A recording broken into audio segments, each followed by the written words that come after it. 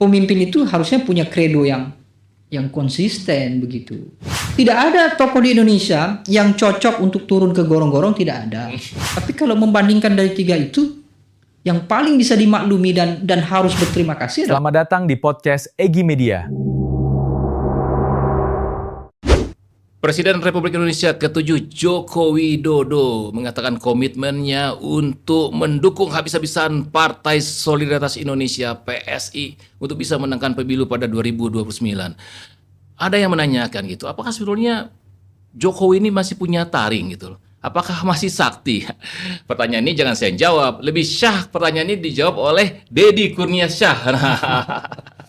Beliau inilah Direktur Eksekutif Indonesian Political Opinion. Apa kabar Mas Deddy? baik sekali. Ya, terima kasih sudah hadir di Egi Media ya. Ya. Kita dalam Egi Update ini. Kita mau update sesuatu. Kemarin nonton nggak tuh videonya Jokowi yang berapi-api, siap ke kecamatan, masih sanggup kemana-mana gitu. Nonton ya. Tidak bisa dihindari karena berseliweran kan di media sosial. Jadi gimana pendapatnya ketika pertama kali nonton video itu? Ya tentu lumrah ya. Dalam artian lumrah itu mau tidak mau karena PSI adalah partai politik keluarga Jokowi, saya kira. Apalagi kan di situ ada Kaisang Pangarep sebagai ketua umum begitu. Ya meskipun kalau kita flashback ke belakang kan sebetulnya beliau juga sudah banyak melakukan statement, saya akan kembali pulang ke Solo menjadi warga biasa begitu ya. Tapi namanya kekuasaan itu saya kira sesuatu yang memiliki candu tersendiri, Bung Iwan.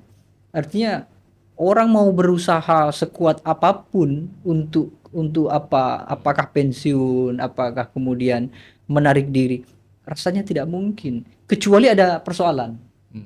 Ada banyak politisi yang tiba-tiba pensiun dini dari dunia politik, tapi kan bukan karena faktor itu inisiatif personal, tapi karena mungkin menjadi tawanan politik misalnya, takut ada persoalan begitu kan gitu. Jadi ya ketika muncul Joko Widodo dengan semangatnya yang berapi-api, menyatakan masih sanggup turun bahkan sampai ke tingkat RT, tingkat kecamatan misalnya untuk mendukung PSI, ya silakan saja. Tapi apakah itu kemudian bisa menghasilkan performa partai politik, artinya PSI bisa lolos di parlemen, itu soal lain. SBY dulu ketika bersama Demokrat, ya walaupun waktu Pak SBY belum sebagai pengurus Demokrat, tapi kan Demokrat kan bawa nama Pak SBY itu ya, itu ketika SBY sebelum menjadi presiden. Betul. Megawati juga berjuang dengan PDI, kemudian jadi PDI Perjuangan juga sebelum menjadi presiden. Nah ini kan Jokowi berjuang dengan PSI ini setelah pensiun menjadi presiden. Betul. Nah gimana melihat perbandingan tiga ini, Mas Deddy? Ya sebetulnya tidak sebanding ya. Artinya itu SBY itu memang dia yang mendirikan Demokrat, dia yang memperjuangkan Demokrat sampai kemudian fokus dan mengantarkan SBY menjadi presiden ke-6 begitu ya. Kemudian Megawati lebih heroik lagi. Dengan era Orde Baru yang luar biasa keras begitu, Megawati berhasil mengumpulkan basis massa dan sekarang kita harus mengakui bahwa Megawati bisa jadi sebagai satu-satunya perempuan politik di Indonesia yang punya komitmen politik terbaik lah, sekaligus punya konsistensi yang juga sangat baik dibandingkan yang lainnya. Sementara kalau Jokowi, kan sejarah politiknya Jokowi adalah kader PDI Perjuangan, 2 periode diusung sebagai presiden, satu kali begitu ya, meskipun tidak tuntas diusung sebagai gubernur, lalu 1,5 kali diusung sebagai wali kota Surakarta begitu ya. Dari basis itu tidak semestinya ya, walaupun aneh juga ya kalau misalnya mengatakan bahwa Jokowi seharusnya tidak berpolitik setelah fase pensiun. Memang hak-hak beliau begitu. Tapi kalau kita lihat dan bandingkan dengan 2 tokoh lainnya yang sama-sama punya komitmen politik begitu ya, mereka memang sudah memiliki partai politik sebelumnya. Membandingkan Jokowi seharusnya dengan tokoh-tokoh yang bukan sebagai pendiri atau bukan orang partai politik yang dari nol. Bahkan sekelas Yusuf Kala sekalipun, meskipun beliau juga bagian dari Golkar gitu ya, yang dihormati di Golkar, begitu pensiun ya beliau tetap pensiun.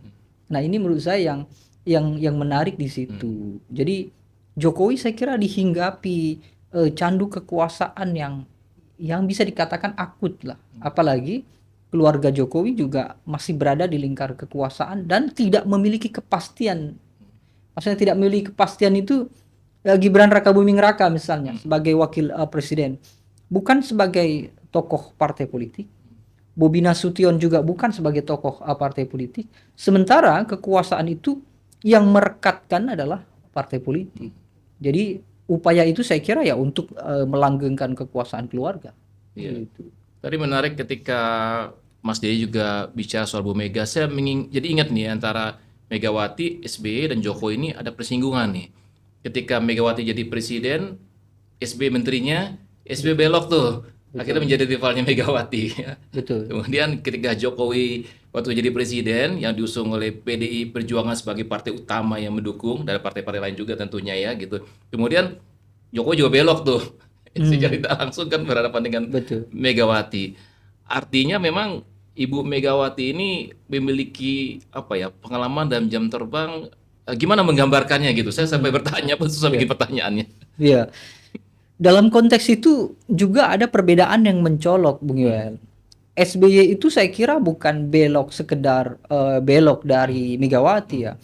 Tapi saya kira beliau punya prinsip bahwa ketika sudah tidak lagi bisa bersama seiring dengan Megawati, beliau kemudian memutuskan untuk mundur dari kabinet Megawati, mendirikan partai politik sendiri, dan kemudian menjadi rival.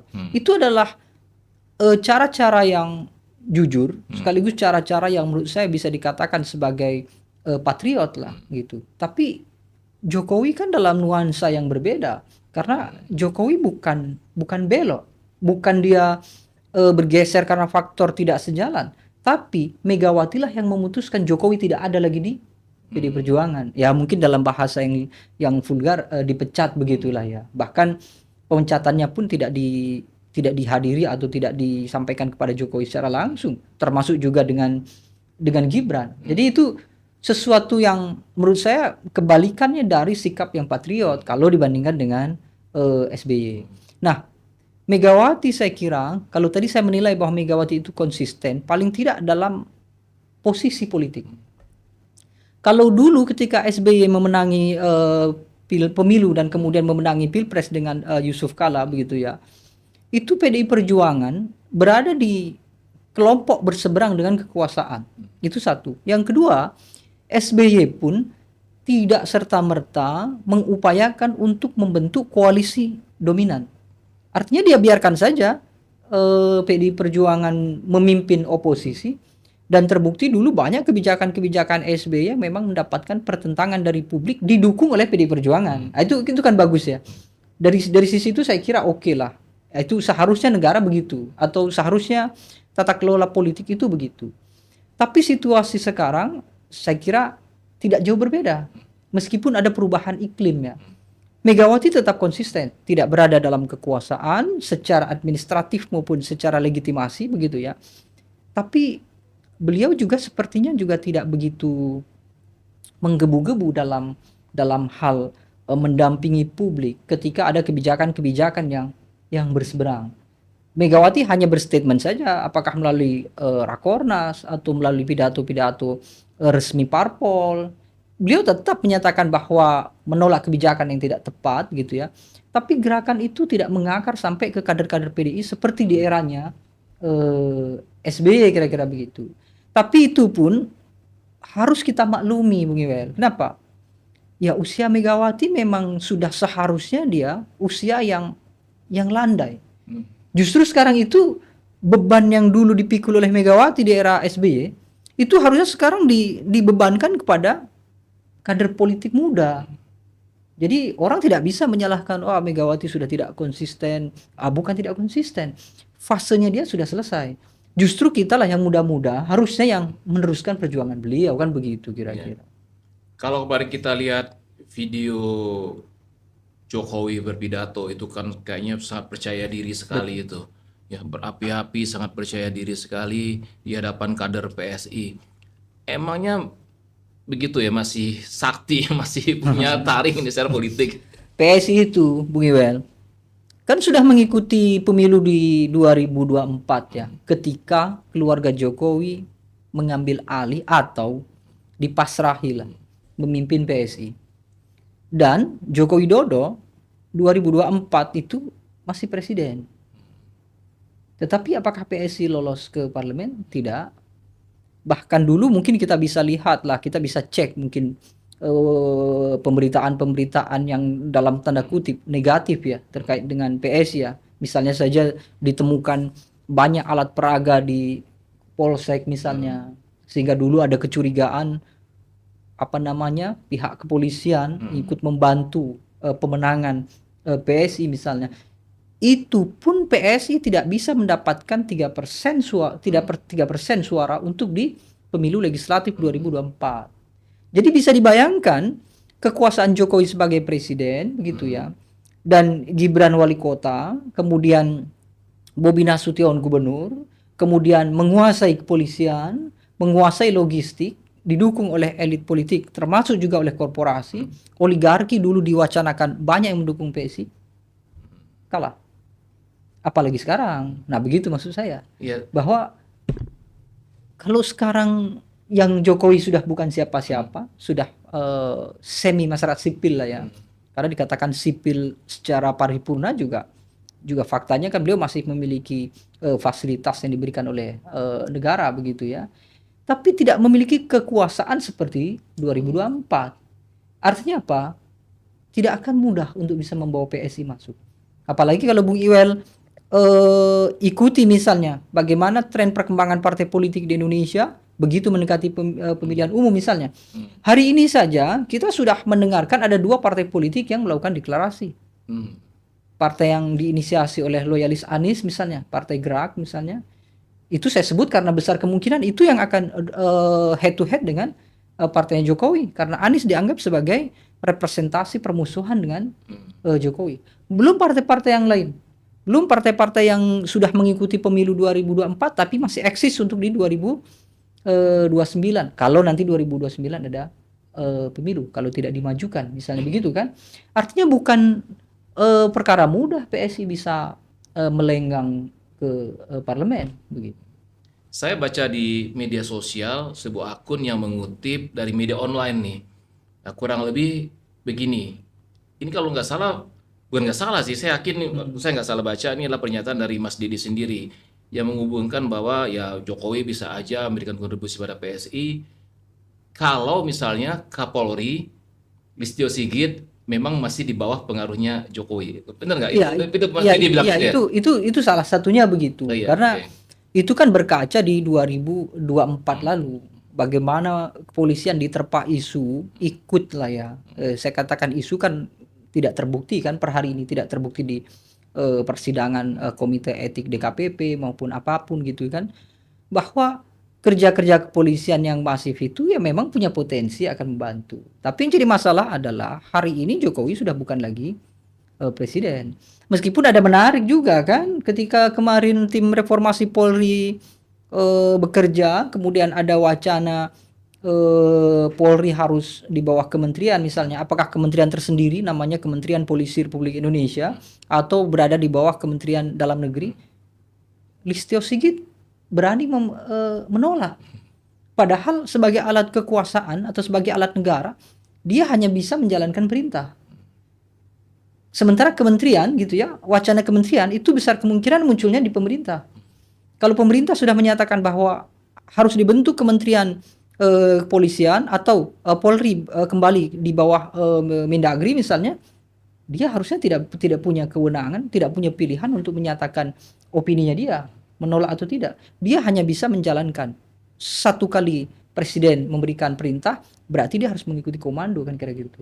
Nah, itu saya ceritakan untuk membuka diskusi, jangan-jangan begitu kan. Apakah mungkin Polri yang sekarang gitu ya, Listio Sigit itu memang masih ada benih-benih dipengaruhi atau diintervensi oleh Joko Widodo, karena di situ terlihat bahwa beliau seolah-olah mempertahankan posisinya sementara presidennya sudah bukan lagi Joko Widodo. Nah itu kira-kira. Tapi kalau berkaca lagi di 2024 yang kemarin misalnya, apakah Jokowi punya kontribusi yang signifikan terhadap kemenangan Prabowo Gibran. Kalau dalam catatan survei tidak. Kecil sekali pengaruhnya. Artinya dominasi pemilih yang menyatakan memilih Presiden Prabowo Subianto itu ya dominannya adalah karena faktor Prabowo Subiantonya. Atau karena faktor tidak menyukai Ganjar, tidak menyukai Anies Baswedan. Gibran dengan Joko Widodo kontribusinya kecil sekali. Dan ini yang menurut saya penting, Bung Iwel. Karena mereka yang loyal terhadap Joko Widodo sekalipun gitu ya, memilih Prabowo karena faktor Joko Widodo, itu tidak lantas parpolnya mengikuti Joko Widodo. Jadi Presiden Prabowo didukung oleh Jokowi, saya akan memilih Prabowo dengan representasi perintah Jokowi atau mengikuti gerak politik Joko Widodo. Tapi perintah Joko Widodo atau gerak-gerik Joko Widodo dalam hal menentukan partai politik itu tidak diikuti oleh publik, kira-kira begitu.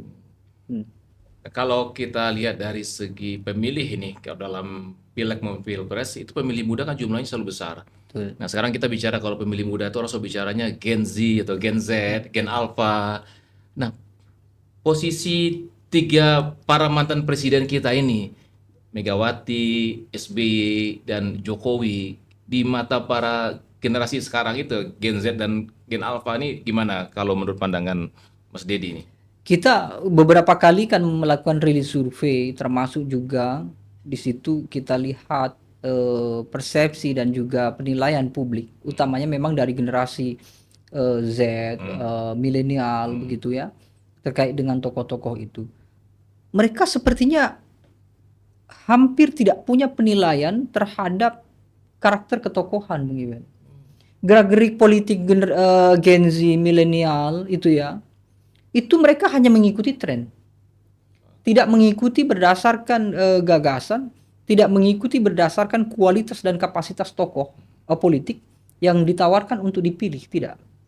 Jadi kalau generasi milenial, Gen Z, mereka ramai misalnya, ada kelompok gerakan gemoy misalnya, mereka akan menentukan pilihan itu berdasarkan gerakan gemoy dan karena faktor mayoritas kelompok mereka yang memang ke arah sana. Jadi bukan karena faktor Prabowo-nya, tapi faktor tren yang diciptakan, kira-kira begitu. Terlebih Jokowi juga saya kira begitu. Meskipun Jokowi juga banyak saya kira melakukan asosiasi-asosiasi kepemudaan begitu ya, dengan touring naik motor, mempromosikan atau meningkatkan propaganda bahwa dia bagian dari penyuka musik rock misalnya, yang dia kira atau mungkin ditujukan memang supaya menarik kelompok-kelompok muda bahwa Joko Widodo itu dekat hidupnya dengan anak-anak muda hari ini. Tapi faktanya tidak begitu.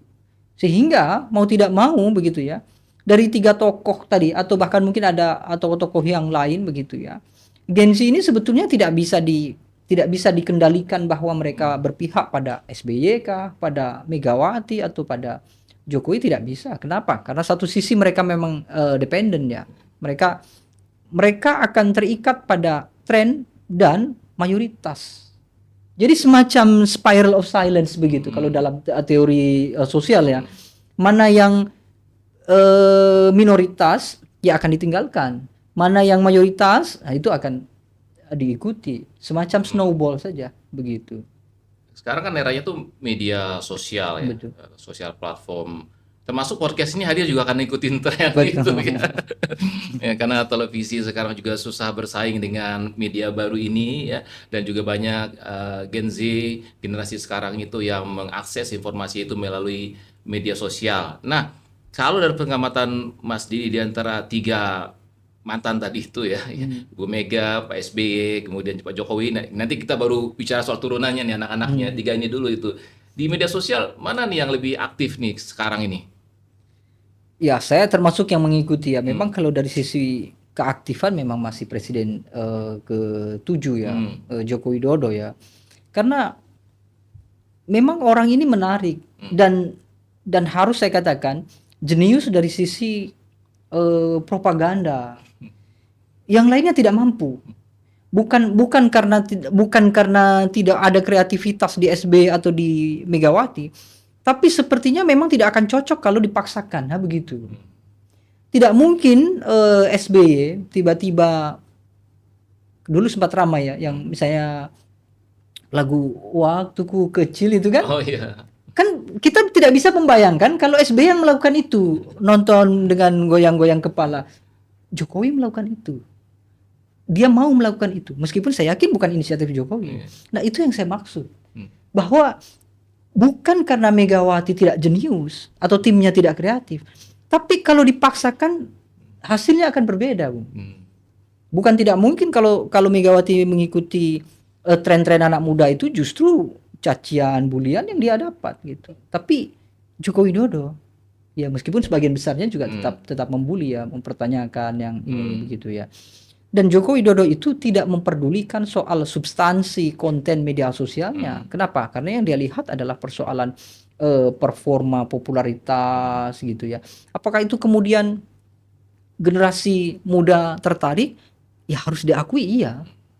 Karena generasi muda itu tentu akan tertarik dengan hal-hal yang tidak membawa karakter wibawa. Tidak, apa bahasa anak-anak muda ya, tidak jaim begitu. Nah, Jokowi berhasil gitu. Dulu saya ingat di 2019 lah, ya memang lama ya. Dulu kan sempat banyak sekali tokoh-tokoh yang diwacanakan akan mengikuti kontestasi Pilpres. Bahkan nama-nama yang mungkin sempat populer tapi secara nasional tidak. Misalnya ada Sutioso misalnya. Kan sempat ramai 2019 maju. Dan orang-orang semacam itu tetap tidak akan bisa mengungguli Joko Widodo selama mereka tidak bisa menanggalkan baju wibawanya tadi, Bu. Tidak ada tokoh di Indonesia yang cocok untuk turun ke gorong-gorong, tidak ada. Tidak ada.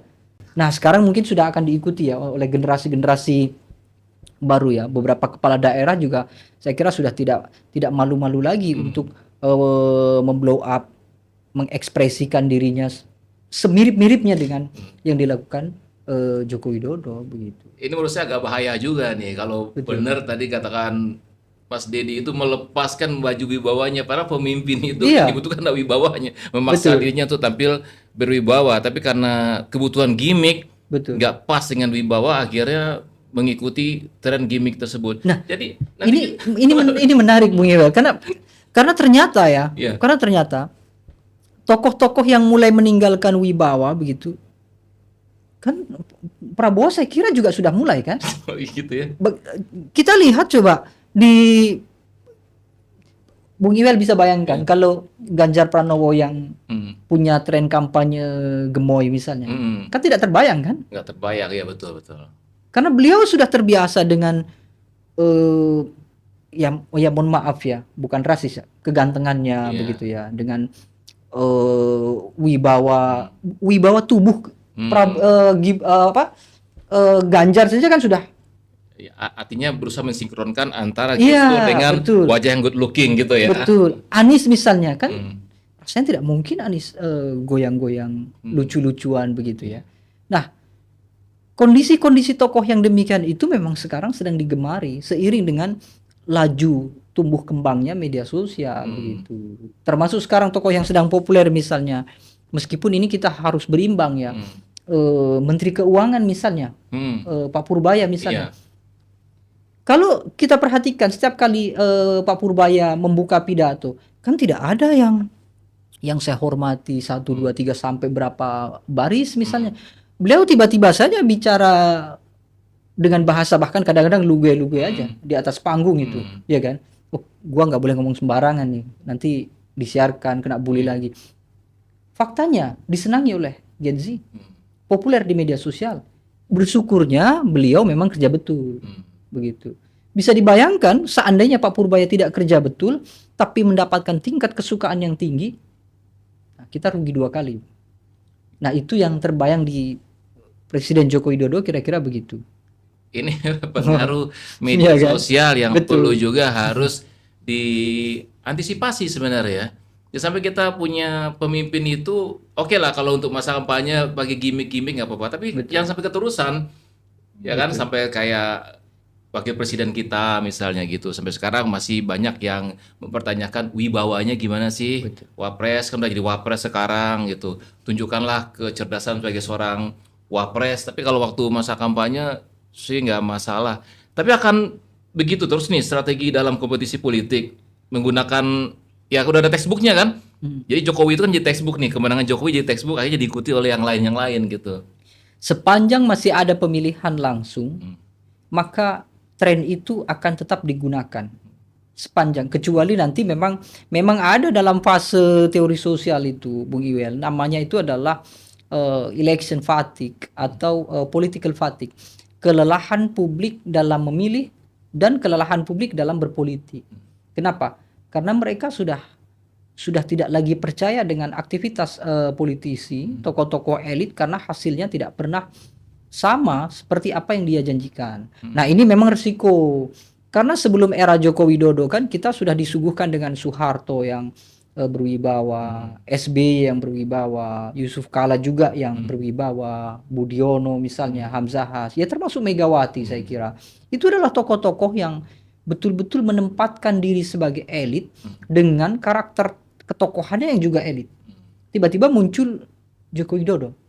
Bisa dibayangkan kalau misalnya, wah saya hidup di era SBY yang elitis begitu ya, susah misalnya. Tiba-tiba saya senang karena munculnya Joko Widodo yang tidak elitis begitu ya, merakyat, populisnya dominan begitu. Tapi saya tetap susah. Sehingga ketika dua generasi ini usai begitu ya, ada fase yang saya sebut dengan political fatigue tadi. Orang menjadi lelah. Kenapa? Dulu juga ada tokoh yang elitis tapi juga tidak bagus misalnya. Kemudian muncul tokoh yang populis juga faktanya juga tidak bagus. Nah, itu beresiko. Maka sebetulnya mau tidak mau pemimpin itu harusnya punya kredo yang konsisten begitu. Ya, kalau kita lihat Jokowi turun gunung tentu tidak ada lagi tujuannya untuk menjadi presiden, udah nggak bisa. Betul. Ya. Tapi kan punya anak namanya Gibran, Kaisang, menantu namanya Bobi. Ini berarti kan dipersiapkan oleh Jokowi juga untuk terus meneruskan kekuasaan yang pernah dipegang oleh Jokowi. Iya. SBY punya 2 anak, ya, ada Agus, kemudian ada Ibas, Iya. ya kan. Nah, kemudian Megawati ini ada 2 nih namanya sering muncul. Puan ya pasti ya eksis ya. Dan satu lagi nih yang kadang-kadang muncul kadang enggak ya, Prananda gitu. Nah, dari anak-anak para mantan presiden ini yang memiliki potensi kalau mereka ini kita minta duduk bersama itu yang mana nih kalau menurut Mas Dedi ini yang udah kelihatan menonjol ini? Ya sebetulnya semuanya punya kapasitas ya, tentu dalam koridor yang berbeda begitu. Misalnya kita diskusikan AHY misalnya, dari sisi karakter beliau ditempa dari pendidikan militer. Kualitas akademiknya juga bagus karena terbukti beliau doktor ya kan. Bahkan pendidikannya juga di Indonesia dan di luar negeri. Lalu punya kesempatan memimpin partai politik. Artinya ketangguhan AHY dalam organisasi saya kira sudah teruji. Belum lagi beliau sebagai menteri koordinator. Menteri koordinator kan bukan hanya terima perintah dari atasan, tapi dia juga mengkoordinir kementerian-kementerian lain yang satu bidang dengan dia.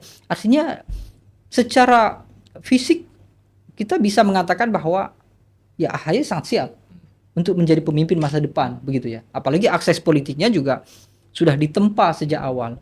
Ya begitu juga dengan Puan Maharani. Meskipun Puan Maharani saya kira didominasi oleh pengalaman-pengalaman yang legislatif begitu ya. Dan itu pun ya ada kekurangan lah. Kenapa? Karena di era Puan Maharani memimpin DPR misalnya, banyak juga misalnya prolegnas yang tidak tercapai. Kemudian undang-undang yang tiba-tiba muncul karena intervensi dari pemerintah misalnya. Jadi itu sudah cukup menandakan bahwa Puan Maharani tidak cukup konsisten dan punya catatan pernah mengambil keputusan sendiri kira-kira begitu. Belum lagi di partai politik juga Puan Maharani bukan sebagai ketua umum dengan usia yang sangat senior misalnya di PDI Perjuangan, tapi Megawati toh tidak mempercayakan itu ke Puan kira-kira begitu. Nah, kalau Gibran saya kira ya tentu ya normatif saja lah ya. Bukan di organisasi kita tidak tahu kapasitasnya begitu ya. Di Surakarta juga tidak memiliki kompetisi. Ya memang ada rival di Surakarta. Tapi kita tahu sejarah bagaimana dia bisa masuk dalam bursa wali kota Surakarta. Sehingga saya katakan bahwa di era Gibran di Surakarta tidak ada kompetisi. Hanya kalau bahasa Anies itu adalah intervensi, kan kira-kira begitu. Begitu juga di Wapres sekarang juga saya kira juga tidak jauh berbeda dengan ketika beliau di Surakarta, kira-kira begitulah. Jadi tidak selalu bahwa ketika orang tua itu berhasil menjadi pemimpin, tidak lantas kemudian anak-anaknya berarti harus berhasil, itu tidak. Apalagi kita harus mengakui bahwa negara kita adalah negara yang terbuka, negara yang memiliki kesetaraan yang tinggi, sehingga distribusi kekuasaan itu tidak seharusnya hanya bergulir di keluarga-keluarga inti saja, kan kira-kira begitu. Berdasarkan pengamatan Mas Dedi nih terhadap 3 kepemimpinan presiden ya, dari Megawati, kemudian SBY dan Jokowi, ada nggak sih kebijakan presiden ini yang kalau waktu kampanye kan pasti kan untuk rakyat, Betul. tapi ketika jadi presiden, jadi pemimpin justru kebijakannya itu berbenturan dengan rakyat. Saya kira yang paling banyak melakukan perbenturan adalah Joko Widodo dengan Megawati. Kita cek dulu ya. Iya. Era SBY itu kita punya musibah besar. Mulai dari isu-isu primordialism atau isu-isu separatisme begitu ya. Dan beliau berhasil melakukan perdamaian yang tidak ramai, kira-kira begitu ya. Meskipun banyak yang mengatakan bahwa itu andil JK. Kan tidak mungkin JK lari ke sana kemari tanpa ada restu dari presiden kan. Artinya itu adalah kerja kolektif pemerintah. Bisa menyelesaikan persoalan itu. Lalu SBY juga saya kira juga dihantui persoalan korupsi yang besar, kemudian dihantui oleh kelangkaan bahan pokok dan segala macamnya gitu. Tapi politik subsidi SBY bisa berjalan dengan baik, tidak memberatkan publik sekaligus tidak memberatkan negara. Ya publik protes ya, tapi tidak dalam situasi yang drastis, kira-kira begitu. Jadi itu saya anggap cukup baik lah. Tapi bandingkan dengan Megawati dengan Joko Widodo, banyak kebijakan-kebijakan yang saya kira tidak rasional. Megawati melakukan tekanan-tekanan terhadap daerah, misalnya kita masih ingat bagaimana DOM di Aceh, kita masih ingat bagaimana subsidi yang juga mengalami persoalan begitu ya. Belum lagi persoalan aset negara yang juga tidak stabil di era Megawati. Joko Widodo tidak jauh dari itu. Melakukan pembangunan infrastruktur yang luar biasa besar, tapi secara fungsi per hari ini saya kira juga tidak berhasil. Belum lagi kebijakan-kebijakan fundamental yang sebetulnya itu tidak diperlukan, misalnya terkait dengan IKN. Belum lagi Undang-Undang Cipta Kerja yang justru menimbulkan polemik karena tidak berpihak ke publik, justru memihak kepada korporasi. Dalam situasi yang sama, kebutuhan publik semacam subsidi dan lain-lain juga tidak stabil. Jadi memang kita tidak sempurna ya, negara ini tidak sempurna. Tapi kalau membandingkan dari 3 itu, yang paling bisa dimaklumi dan harus berterima kasih adalah SBY. Maksudnya yang dimana publik harus berterima kasih kepada presiden, saya kira harus mendahulukan ke SBY begitu. Oke. Terakhir kita punya nih sebut dengan hashtag IMHO. Saya baca kan hashtag IMHO kalau ya. In my humble opinion. Oke. Kalau dari IMHO-nya Mas Dedi nih, dengan terjunnya Jokowi untuk mensupport, mendukung habis-habisan PSI, kira-kira PS ini suaranya nanti 2029, ya kita masih jauh ya, tapi kan sebagai seorang yang sudah biasa melakukan survei gitu ya, melakukan prediksi, naik gak nih kira-kira? Naik signifikan gak? Atau ya gimana? Ya kalau naik sih saya kira akan naik ya. Ya. Kenapa? Karena tidak mungkin kerja keras termasuk juga upaya-upaya tidak membuahkan hasil, kan tidak mungkin. Kalau soal naik pasti naik. Tapi kalau lolos ke parlemen, itu menurut saya yang sulit kalau kita melihat kompetisi yang akan muncul di 2029. Belum lagi kalau misalnya wacana yang diusung oleh Nasdem itu nanti tiba-tiba dibahas dan disetujui soal peningkatan ambang batas parlemen yang sampai 6%. 4% saja mereka kesulitan, bagaimana 6%? Begitu. Keren juga Nasdem ya. Iya, berani karena Maksudnya keren karena berani. Iya, Bukan berani. dukung Nasdem, tapi Betul. keren karena Berani. berani 6% gitu. karena bagi Nasdem sekalipun 6% itu juga bukan perkara mudah. Iya makanya Begitu. itu berani. Mas Dedi terima kasih sudah hadir Ya, di sama-sama, Update Bung Egi Media. Saksikan terus ya channel ini Egi Media. Jangan lupa di subscribe sama teman-temannya dan juga pantengin terus lah pokoknya.